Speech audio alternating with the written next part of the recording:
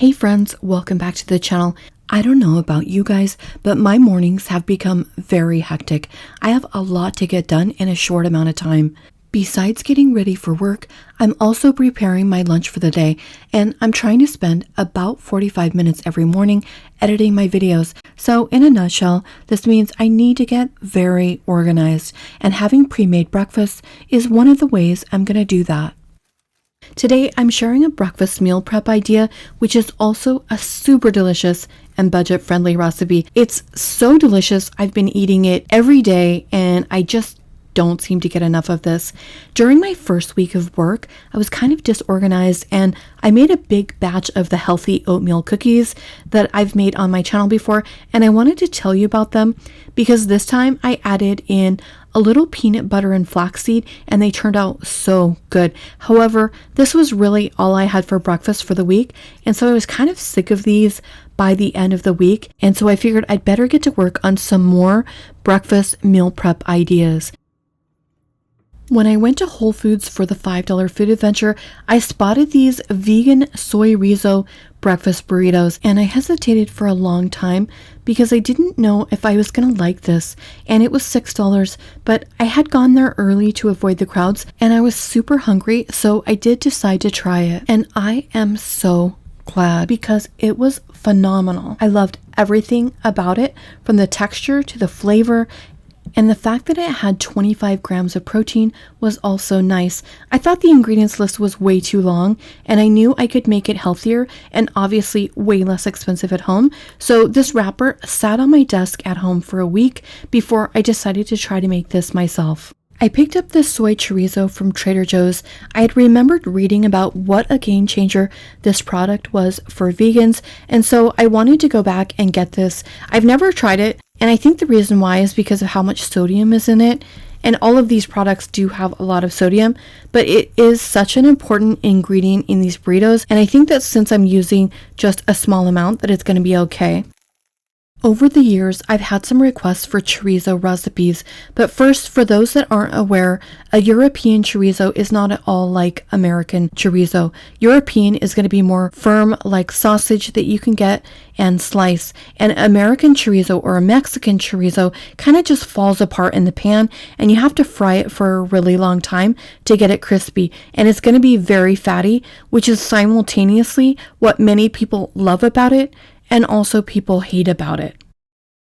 I noticed that Walmart has a Hormel sliced chorizo that people that like a firmer sausage might want to try, but the beef cacique chorizo looks to be Walmart's best seller. And it's only $1.42 a tube, and a little is going to go a long way.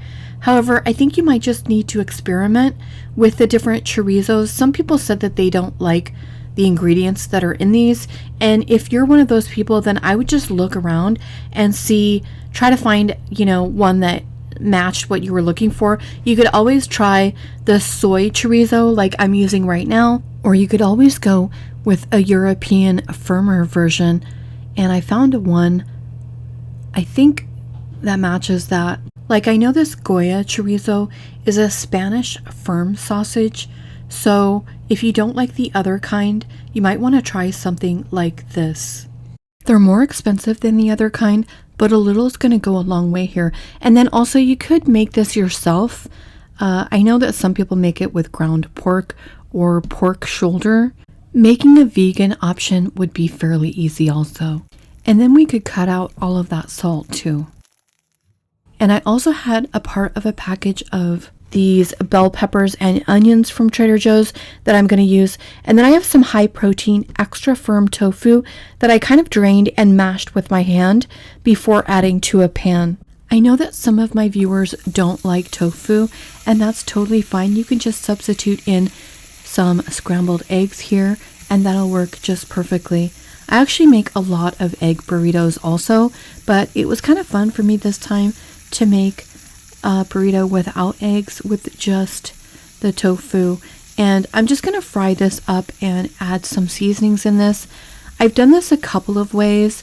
I've actually baked the tofu in the oven in chunks, and I was able to get it nice and chewy, but by doing it this way in the pan, it's going to not be as chewy, as if I would have left it in the chunks and baked it. This will have a very similar texture to eggs.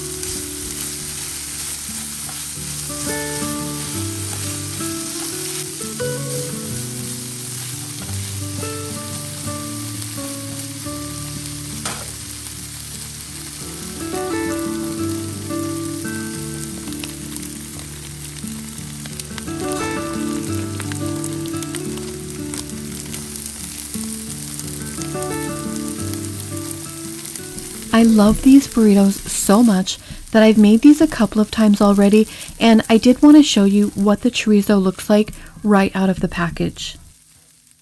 This time when I made them, I just added everything to the pan. I started with the tofu, then I added in the chorizo, and then I added in the peppers.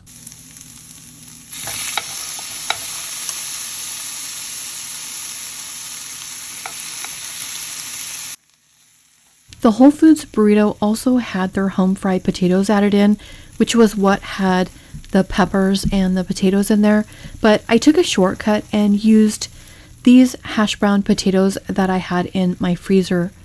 These are also from Trader Joe's, and I just cooked these in my toaster oven until they were crispy, and then I cut them up into the mixture. These would have been great with the breakfast potatoes, which I fully intended to make myself.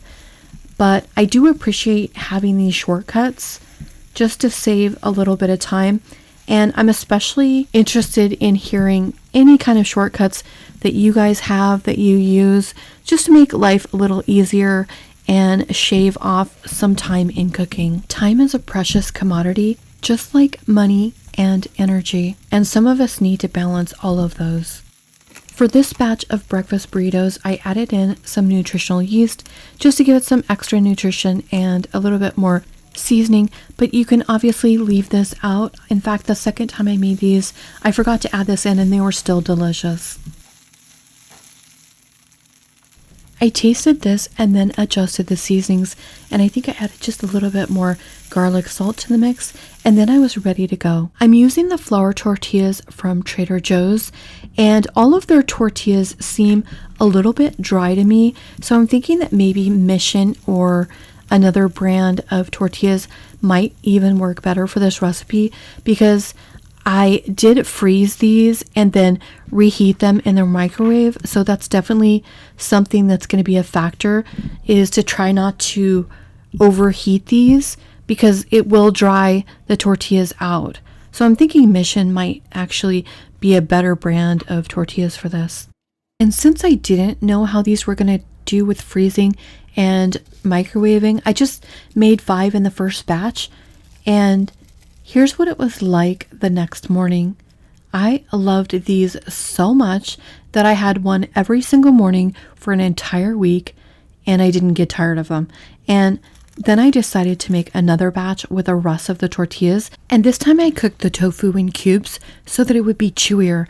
And this time I used a pepper and onion blend from Walmart, and these had nice big pieces. I felt like my last burritos needed slightly more peppers. I'm planning to make 3 variations of these breakfast burritos. That way I'll always have plenty of variety, but I know what I'm having for breakfast. It'll be a staple, so for one option, I'll probably add in some roasted corn and black beans, and maybe even some cheddar cheese. I might do a refried beans version. I think what I love most about this particular version of the breakfast burritos are the texture. I've made lots of breakfast burritos with eggs before, and they're always kind of soft, but this was just nice and chewy and tasty. And I also liked how I felt after I ate these. They had a lot of protein and not a ton of carbohydrates, so I felt really good afterwards. And I also like that I didn't get hungry until lunch.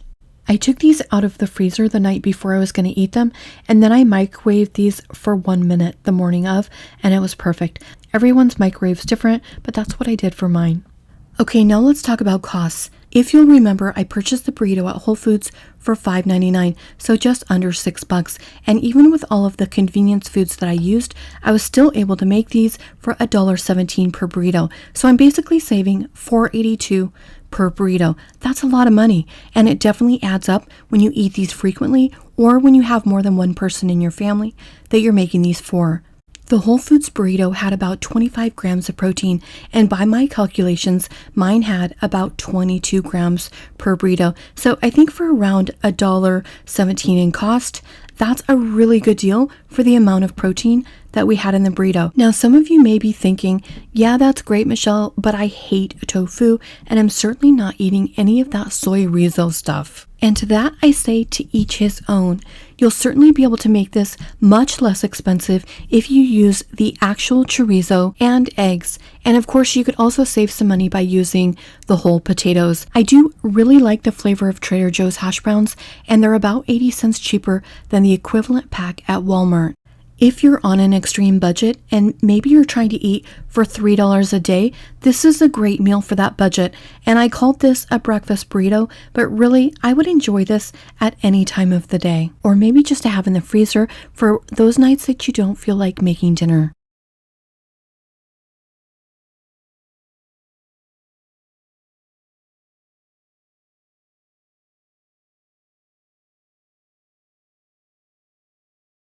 That's it, guys. Thanks so much for watching. I'll see you Sunday, if not sooner, on my other channel.